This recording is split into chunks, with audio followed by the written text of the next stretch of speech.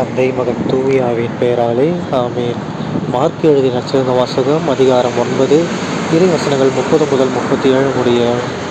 அக்காலத்தில் இயேசுவும் அவருடைய சீடர்களும் புறப்பட்டு கலிலேயா வழியாக சென்றார்கள்.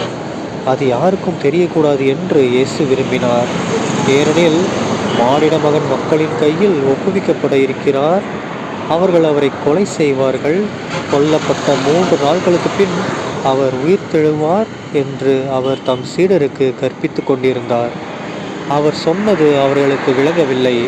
அவரிடம் விளக்கம் கேட்கவும் அவர்கள் அஞ்சினார்கள்.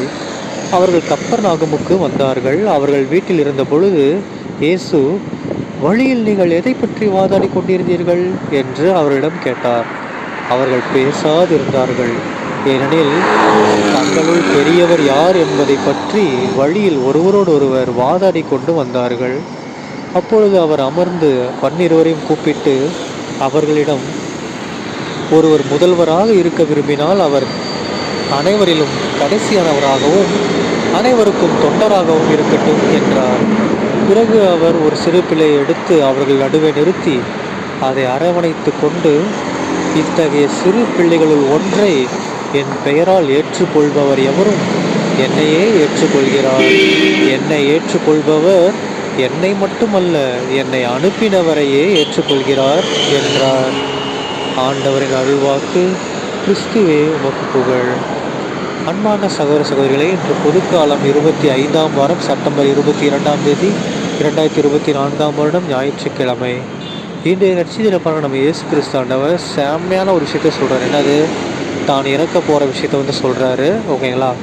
அவர் அதை சொன்னோன்னே இவங்களுக்குள்ளே பாருங்களேன், சீடர்களுக்குள்ள, அப்போ யார் அப்போ இயேசு போயிட்டாருன்னா அதுக்கப்புறம் யார் வருவாங்கிற மாதிரி யார் முதல் ஆள் அப்படின்னு பேசிக்கிறாங்க. அதுக்கு ஏசப்பா என்ன சொல்கிறாரு? முதல் ஆள் கடைசியாலாம் பேசிக்காதீங்கடா. யார் முதல்ல இருக்க விரும்புகிறீங்களோ அவங்க என்ன பண்ணுமா, எல்லாருக்கும் கடைசியாக இரு, தொண்டனாக இரு எல்லாருக்கும் அப்படின்னு சொல்கிறாரு. ஓகேங்களா? அது மட்டும் இல்லாமல் ஏசப்பா என்ன சொல்கிறாரு?